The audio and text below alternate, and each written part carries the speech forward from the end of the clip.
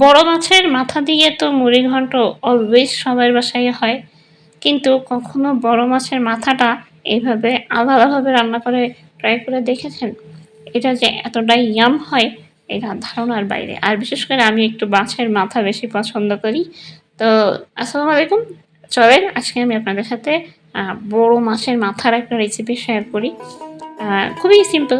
সবসময় as usual যেভাবে রান্না হয় আ পরিমাণ মতো তেল, পেঁয়াজ কুচি, আম এরপরে সব রকমের মসলা, হলুদের গুঁড়া, পরিমাণ মতো লবণ, শুকনা মরিচ বাটা, জিরা বাটা, রসুন বাটা, সাথে একটু পেঁয়াজ বাটা সম্পূর্ণটা দিয়ে একসঙ্গে মসলাটাকে সামান্য একটু পানি দিয়ে কষিয়ে নিবেন। এরপর হচ্ছে পেঁয়াজকলি, মটরশুঁটি যেহেতু শীতের সিজন এইগুলা আম সবসময় খুব টেস্টি হয় সবজিগুলা। তো এটাও কিছু সবজি এড করবেন। এটা অপশনাল। আপনারা চাইলে এটা স্কিপ করতে পারবেন।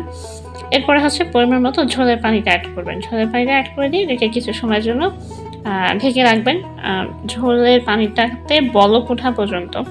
এরপরে হচ্ছে এখানে মাছের মাথাগুলা আ এটা অনেক বড় একটা মাছের মাথা ছিল। এটাকে টুকরা, টুকরা করা হইছে।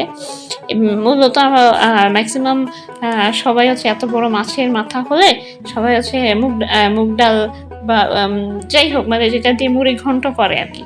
তো মুড়ির ঘন্টটার থেকে আমার কাছে বেশি মনে হলো এই মাথাগুলা যদি আ ফিল নিয়ে মানে যারা মাছের মাথা খেতে পছন্দ করে তারা যদি এইভাবে খেতে চায় তাহলে ঠিক এইভাবে রেসিপিটা করতে হবে।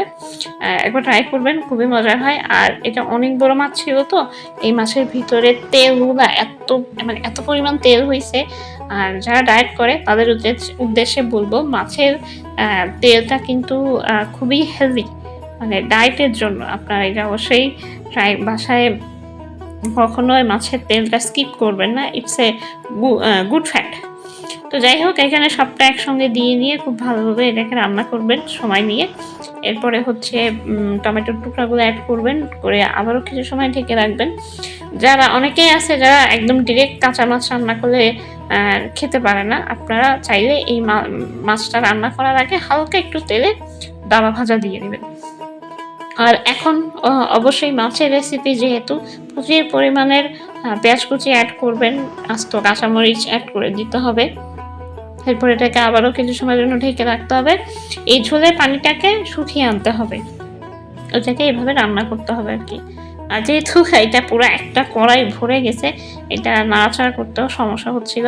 এভাবে কড়াইটাকে নাড়িয়ে, নাড়িয়ে দিবেন তাহলে এটা হয়ে যাবে। আর হচ্ছে এরপরে হচ্ছে বেশি পরিমাণ ধনিয়া পাতা কুচি দিয়ে আবার এটাকে ঢেকে রাখুন কিছু সময়। এখানে এই যে দেখতে পাচ্ছেন ঝোলের পানিটা কিন্তু অলমোস্ট শুকিয়ে আসছে। এটাকে ঠিক এভাবেই এ করে রান্নাটা করে নিলে ব্যাস হয়ে গেল। এরপর এটাকে সার্ভ করে দেন। এই বড় মাছের মাথাগুলা খেতে অনেক টেস্টি হয়। আমি তো একটু মাছের মাথা খেতে সবসময় বরাবর একটু পছন্দ করি। তো এই ছিল আমার আজকের রেসিপি। আশা করি আপনাদের ভালো লেগেছে। আসসালামু আলাইকুম।